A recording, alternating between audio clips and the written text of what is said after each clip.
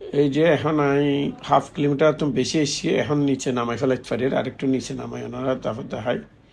এই যে এখন সাউন্ড লাস্ট পর্যন্ত যাইম, আর ভিডিও বানাওয়া শেয়ার করে দেন, তাহলে ওনারা সাইতে তখন আমি ছোট করে কাওয়ালি দিদি ওনারা উনতে তখন আর সাইতে তখন। ধন্যবাদ বেগুনের।